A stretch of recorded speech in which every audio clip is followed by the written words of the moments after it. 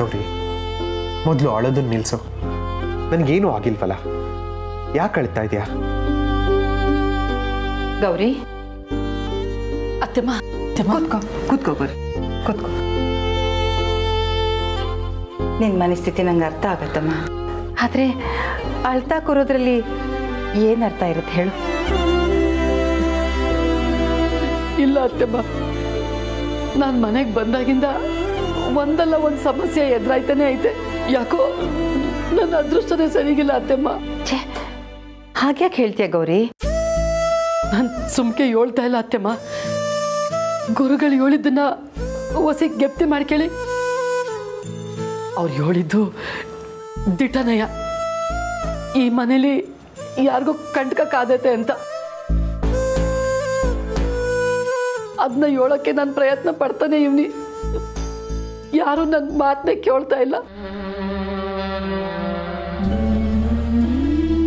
ನನಗೂ ಅವ್ರ ಮಾತು ಆಗಾಗ ಚಿಂತೆ ಮಾಡ್ತಿತ್ತು ಗೌರಿ.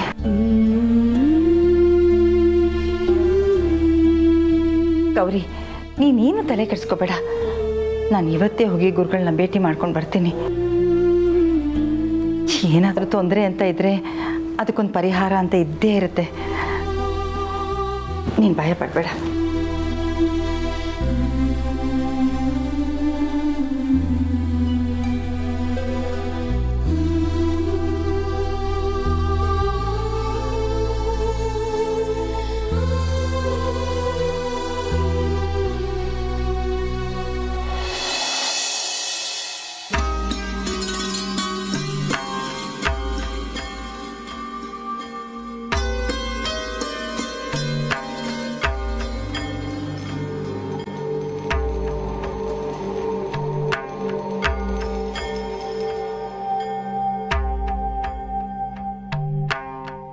ನಮಸ್ಕಾರ ಗುರುಗಳೇ.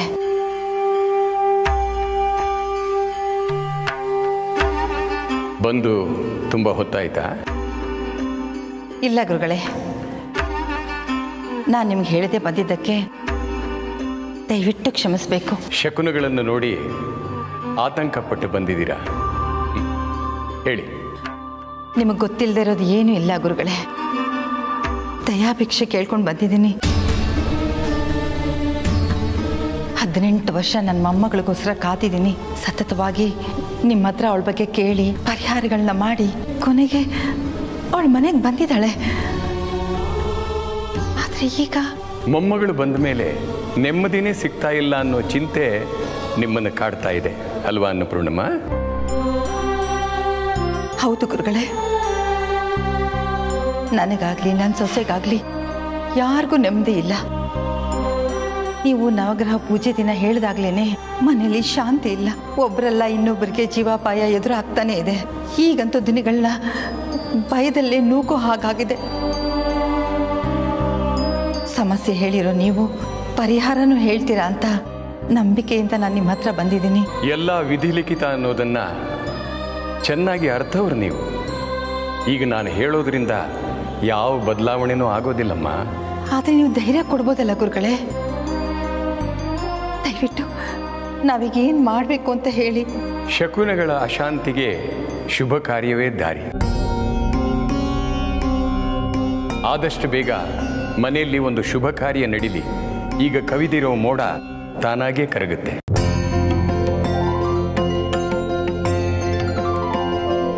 ಖಂಡಿತ ಗುರುಗಳೇ, ಈ ಒಂದು ಮಾತು ಸಾಕು. ಆದಷ್ಟು ಬೇಗ ಶುಭ ಕಾರ್ಯಕ್ಕೆ ಸಿದ್ಧತೆ ಮಾಡ್ಕೋತೀನಿ. ಬರ್ತೀನಿ ಗುರುಗಳೇ. ಹೋಗಿ ಬನ್ನಿ, ಒಳ್ಳೇದಾಗಲಿ.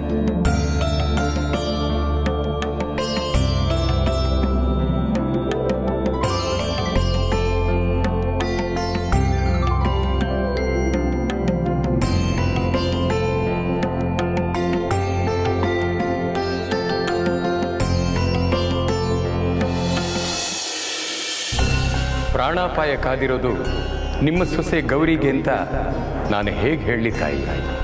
ನನ್ನ ಜ್ಞಾನಕ್ಕೆ ಕೆಲವು ಸೂಚನೆಗಳು ಸಿಕ್ಕರೂ ಅದನ್ನು ಬಹಿರಂಗಪಡಿಸುವ ಹಕ್ಕು ಆ ಭಗವಂತ ನನಗೆ ಕೊಟ್ಟಿಲ್ಲ. ದೈವದ ಆಟವೇ ಅಂತಿಮ. ನಾವೆಲ್ಲ ಅಳಿದು ಹೋಗೋ ಮನುಷ್ಯರಷ್ಟೇ. ಭಗವಂತ ಕಾಪಾಡು.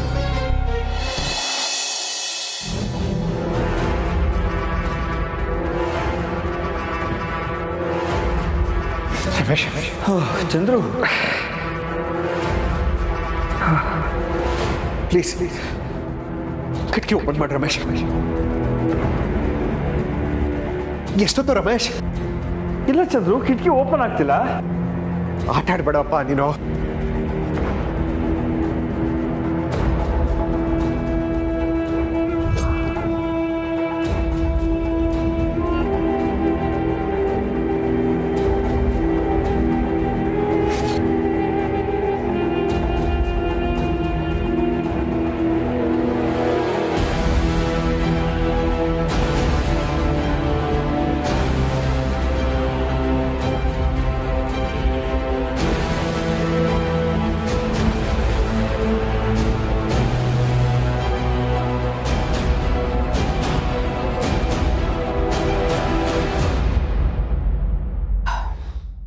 ಡ್ಯಾಡ್,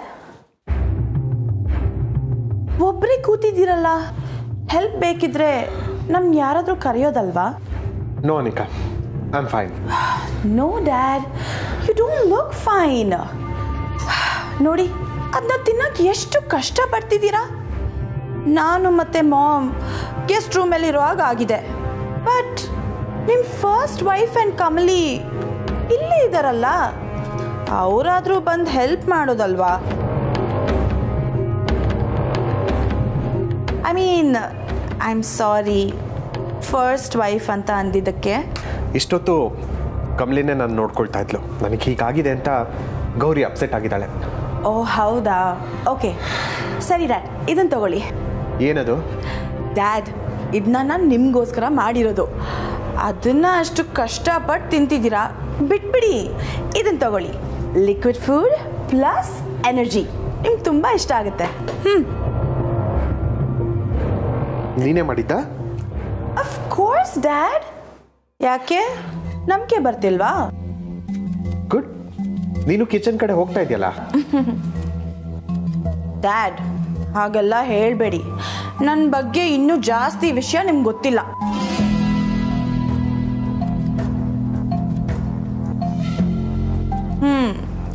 ನಿಮ್ಮ ಪ್ರಕಾರ ನಾನು ಹಠ ಮಾಡೋ ಹುಡುಗಿ, ಯಾರಿಗೂ ರೆಸ್ಪೆಕ್ಟ್ ಕೊಡಲ್ಲ ಅಲ್ವಾ? ನಾನು ಹಾಗೆ ಹೇಳಿಲ್ವಲ್ಲ. ಆದರೂ I can sense it dad. ನಿಮ್ಗೆ ಈ ಥರ ಆಯಿತು ಅಂತ ನಂಗೆ ಎಷ್ಟು ಬೇಜಾರಾಗ್ತಿದೆ ಗೊತ್ತಾ? ಆದರೆ ನಾನು ಕಮಲಿ ಮತ್ತು ದೊಡ್ಡಮ್ಮ ಥರ ಕಣ್ಣೀರು ಹಾಕಿ ತೋರಿಸ್ಕೊಳ್ಳೋ ಟೈಪ್ ಅಲ್ವೇ ಅಲ್ಲ. ನನಗದು ಚಿಕ್ಕ ವಯಸ್ಸಿಂದನೂ ಬರಲ್ಲ ಡ್ಯಾಡ್. ನಿಮ್ಮನ್ನು ಚೆನ್ನಾಗಿ ನೋಡ್ಕೊಳ್ಬೇಕು ಅನ್ನೋ ಆಸೆ ನನಗೂ ಇದೆ. ಆದರೆ 3 ಹೊತ್ತು ಆ ಕಮಲಿ ನಿಮ್ಮ ಸುತ್ತಾನೇ ಇರೋದ್ರಿಂದ I just can't do anything ಅಷ್ಟೇ. ಇದು ನನ್ನ ಮೇಲಿರೋ ಕನ್ಸರ್ನಾ ಅಥವಾ ಕಮಲಿ ಮೇಲಿರೋ ಕಂಪ್ಲೇಂಟಾ? ಓ ಮೈ ಗಾಡ್ ಡ್ಯಾಡ್, ನಾನು ಕಮಲಿ ಮೇಲೆ ಯಾಕೆ ಕಂಪ್ಲೇಂಟ್ ಹೇಳಲಿ? She is my sister after all.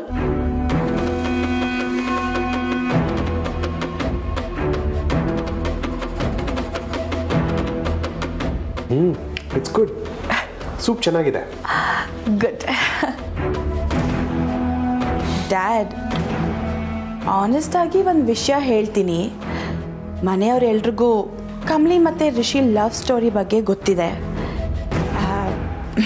Rishi is a very good friend of main. ಅವನಿಗೂ ಕಮಲಿನ ಸದ್ಯದಲ್ಲೇ ಮದುವೆ ಆಗೋ ಉದ್ದೇಶ ಇದೆ ಅಂತಲೂ ನಂಗೆ ಗೊತ್ತು. ನಿಮಗೂ ಅದೇ ಥರ ಪ್ಲ್ಯಾನ್ಸ್ ಇದ್ದರೆ ಅದನ್ನು ನೀವು ಮುಂದುವರಿಸಿ ಡ್ಯಾಡ್. ನಾನೇನೋ ಅನ್ಕೋತೀನಿ, ನನಗೆ ಬೇಜಾರಾಗುತ್ತೆ ಅಂತ ಅನ್ಕೋಬೇಡಿ. ನಾನಂತೂ ಬೇಜಾರು ಮಾಡ್ಕೊಳ್ಳಲ್ಲ, ಸೀರಿಯಸ್ಲಿ. ಆದರೆ ನಿನ್ನ ಮಾತಲ್ಲಿ ನಂಬಿಕೆ ಬರ್ತಾ ಇಲ್ವಲ್ಲ ಅನಿಕಾ? ವಾಟ್? ನಂಬಿಕೆ ಬರ್ತಿಲ್ವಾ? ನಂಬಿಕೆ ಬರೋಕ್ಕೆ ನಾನೇನು ಮಾಡಲಿ ಡ್ಯಾಡ್? ಐ ಡೋಂಟ್ ನೋ, ಯಾಕೋ ನಂಬಿಕೆ ಬರಲ್ಲ ಅನ್ಸುತ್ತೆ.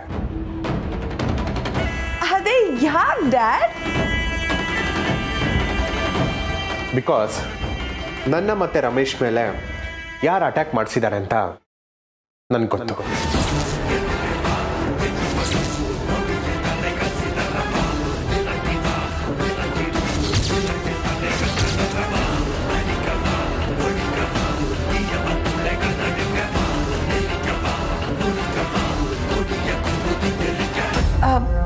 ಡ್ಯಾಡ್,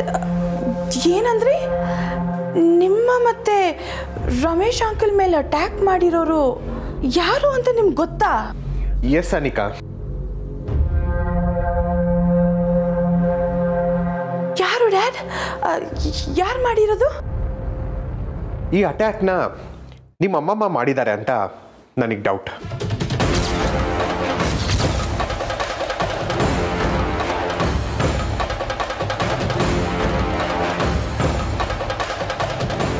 ಮೈ ಗಾಡ್, ನನ್ನ ಹೆಸರು ಹೇಳ್ತಾರೋ ಅಂತ ಗಾಬರಿ ಆಗಿತ್ತು. ಆ್ಯಂಡ್ ಗ್ರ್ಯಾಜುಯಲಿ ಆ ಡೌಟ್ ಸ್ಟ್ರಾಂಗ್ ಆಗ್ತಾ ಇದೆ. ವಾಟ್?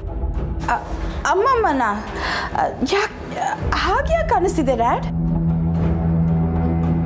ಯಾಕಂದ್ರೆ ಈಗಲೂ ನಾವಿಬ್ರು ಮಾತಾಡ್ತಾ ಇರೋದನ್ನ ಕದ್ದು ಮುಚ್ಚಿ ಕೇಳಿಸ್ಕೊಳ್ತಾ ಇದ್ದಾರಲ್ಲ, ಅದಕ್ಕೆ.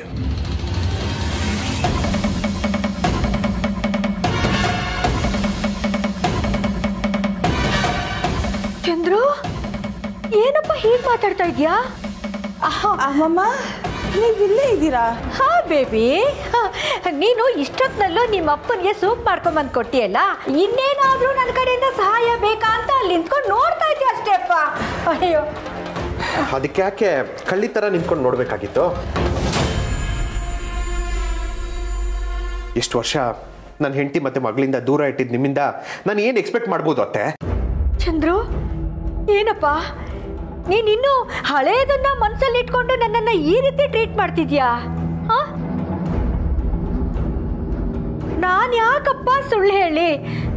ಗೌರಿ ಕಂಡ್ರೆ ಸಣ್ಣದಾಗಿ ಕೋಪ ಏನೋ ಇದೆ, ಒಪ್ಕೋತೀನಿ. ನನ್ನ ಮಗಳಿಗೆ ಸೌತಿಯಾಗಿ ಬರೋಳ್ನ ಯಾವ ಅಮ್ಮ ತಾನೇ ಒಪ್ಕೋತಾಳೆ ಹೇಳಪ್ಪ? ಫಾರ್ ಯುವರ್ ಇನ್ಫಾರ್ಮೇಶನ್, ಮೊದಲು ಬಂದಿದ್ದು ಗೌರಿ ಅತ್ತೆ. ಇರ್ಬೋದು, ಆದ್ರೆ ಜೊತೆಲಿದ್ದವಳು ನನ್ನ ಮಗಳ ಊರ್ಮಿ ತಾನೆ. ಜೊತೆಗಿದ್ದವಳು ಅನ್ನೋದಕ್ಕಿಂತ ಗೌರಿ ದೂರ ಆದ್ಮೇಲೆ ಜೊತೆಗೆ ಬಂದ್ಲು ಅಂತ ಹೇಳಿ. ಅದರಲ್ಲೂ ಗೌರಿ ದೂರ ಆಗೋದಕ್ಕೆ ಕಾರಣ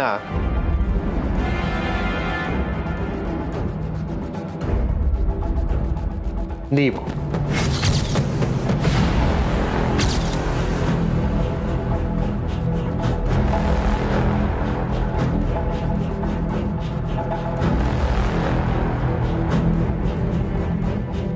ಚಂದ್ರು, ಏನ್ ಚಂದ್ರು ಹೇಗೆ ಮಾತಾಡ್ತಿದ್ಯಾ ನೀನು? ಅಲ್ಲ, ಯಾವತ್ತೂ ನಡೆದಿರೋದನ್ನ ಮನಸ್ಸಲ್ಲಿ ಇಟ್ಕೊಂಡು ನನ್ನನ್ನ ಈಗಲೂ ಈ ರೀತಿ ಜಡ್ಜ್ ಮಾಡೋದು ಸರಿ ಅಲ್ಲ ಚಂದ್ರು, ಸರಿಯಲ್ಲ. ಈಗಲೂ ನಿನಗೆ ಸೂಪ್ ಕೊಡೋದಕ್ಕೆ ಹೇಳಿದ್ದು ಬೇಬಿಗೆ ನಾನೇ. ಆ ಕಮಲಿ ಗೌರಿ ಮೇಲೆ ಸಣ್ಣದಾಗಿ ನಾನು ಕೋಪ ಇದೆ ಅನ್ನೋ ಕಾರಣಕ್ಕೆ ಹಳಿಯದ ಮೇಲೆ ಸೇಡ್ ತೀಸ್ಕೊಳ್ಳೋದಕ್ಕಾಗತ್ತಾ? ಅದ್ ಯಾವ ನ್ಯಾಯ ಚಂದ್ರು?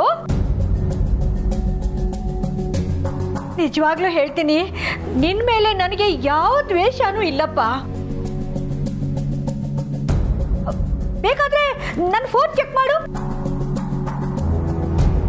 ನಿನಗೆ ಹೀಗಾಗ್ತಿರೋ ಟೈಮಲ್ಲಿ ನಾನು ಯಾರ ಹತ್ರ ಏನೂ ಮಾತಾಡಿಲ್ಲ.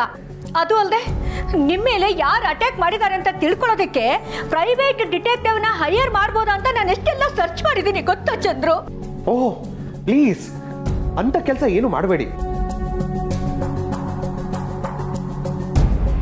ಇಲ್ಲ ಇಲ್ಲ, ಆಮೇಲೆ ನಿನ್ನ ಹತ್ರ ಮಾತಾಡದೆ ನಾನು ಇದನ್ನೆಲ್ಲ ಮಾಡೋದು ಬೇಡ ಅಂತ ಸುಮ್ಮನೆ ಆಗೋದೆ. ನೀನು ನೋಡಿದ್ರೆ ನನ್ನ ಮೇಲೆ ಅನುಮಾನ ಪಡ್ತಿದ್ಯಲ್ಲ ಚಂದ್ರು. ಸರಿ, ವಾಟ್ ಎವರ್ ಅತ್ತೆ, ನನಗೆ ನಿಮ್ಮ ಜೊತೆ ಹೆಚ್ಚಾಗಿ ಮಾತಾಡೋದಕ್ಕೆ ಇಷ್ಟ ಇಲ್ಲ. ಮಾಡಿಲ್ಲ ಅಂದರೆ ಸಂತೋಷ, ಮಾಡಿದ್ದೀರಾ ಅಂತ ಏನಾದರೂ ಗೊತ್ತಾದರೆ ಪಟ್ಟಿ ಸಮೇತ ಅನುಭವಿಸ್ಬೇಕಾಗುತ್ತೆ.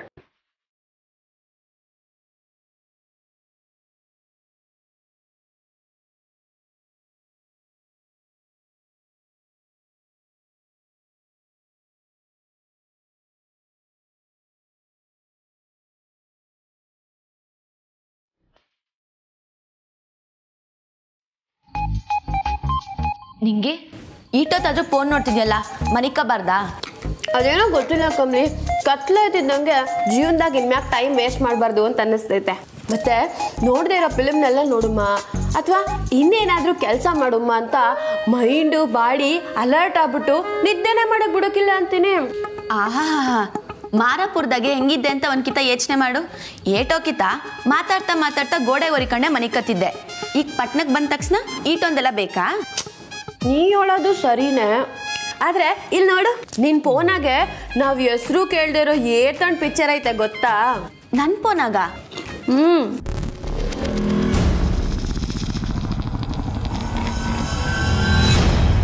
ನಿಂಗೆ ಬಾಲ್ಕನಿ ತವ ಯಾರೋ ಓದಂಗಾಯ್ತು. ಕಮ್ಲಿ, ನೀನ್ ನಂಗೆ ಪಿಕ್ಚರ್ ತೋರ್ಸೋಂಗಿದ್ಯಾ? ಇಲ್ಲ ನಿಂಗೆ, ದಿಟ್ಟವಾಗ್ಲೂ ಯಾರೋ ಓದ್ರು.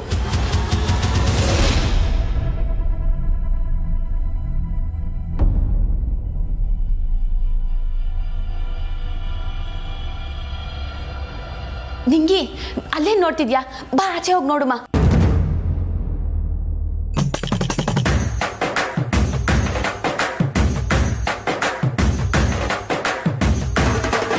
ಕಮ್ಲಿ ನಡಿ. ನಿಂಗಿ ಇದೆಲ್ಲಿಂದ ಬಂತು? ಆತ್ಮರಕ್ಷಣೆಗೋಸ್ಕರ ಒಂದು ಚಿಕ್ಕ ಸೆಟಪ್ ನಾ ಮಂಚದ ಕೆಳಗೆ ಮಡಗಿವ್ನಿ. ಇದು ಒಂದು ಚಿಕ್ಕ ಸ್ಯಾಂಪಲ್ ಅಟೆಯ. ಬಾ ಹೋಗುಮ.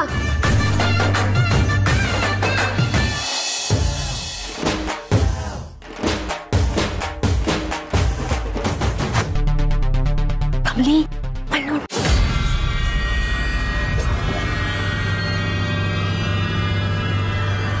ಪಾರವಿ, ಏಯ್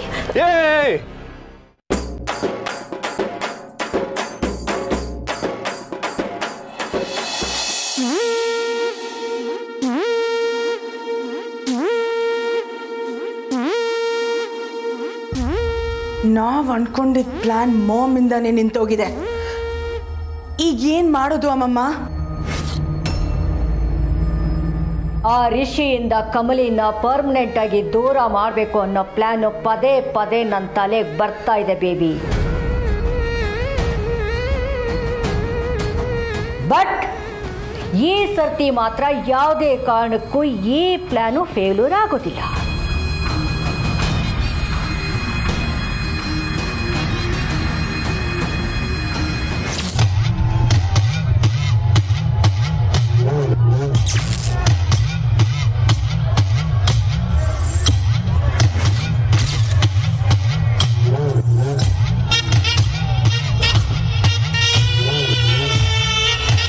ಇಡೀ ಕರ್ನಾಟಕಕ್ಕೆ ಕರೋನಾ ಕಂಟಕ ತಂದಿದೆ. ಇಂಥ ಸಮಯದಲ್ಲಿ ಎಲ್ಲರೂ ಆತಂಕ ಪಡೋದು ಬಿಟ್ಟು ಜಾಗೃತಿಯಲ್ಲಿರಬೇಕು. ಆಗಾಗ ಸ್ಯಾನಿಟೈಸರ್ ಅನ್ನ ಬಳಸಿ ಕೈಗಳನ್ನ ಶುದ್ಧವಾಗಿಟ್ಕೋಬೇಕು. ಬೇರೆಯವ್ರ ಹತ್ರ ಮಾತಾಡಬೇಕಾದ್ರೆ ಅಥವಾ ಮನೆಯಿಂದ ಹೊರಗೆ ಹೋಗ್ಲೇಬೇಕು ಅಂದಾಗ ಮಾಸ್ಕ್ ಹಾಕೊಳ್ಳೋದನ್ನ ಮರಿಬೇಡಿ. ನಿಮಗೆ ಶೀತ, ಜ್ವರ, ನೆಗಡಿ, ಕೆಮ್ಮು ಏನಾದ್ರೂ ಇದೆ ಅಂದ್ರೆ ಅಸಡ್ಡೆ ಮಾಡದೆ ಡಾಕ್ಟರ್ನ ಸಂಪರ್ಕಿಸಿ. ಯಾರ ಹತ್ರನಾದ್ರೂ ಮಾತಾಡಬೇಕಾದಂತ ಸಂದರ್ಭ ಬಂದ್ರೆ ಸ್ವಲ್ಪ ದೂರದಿಂದಲೇ ಮಾತಾಡಿಸಿ.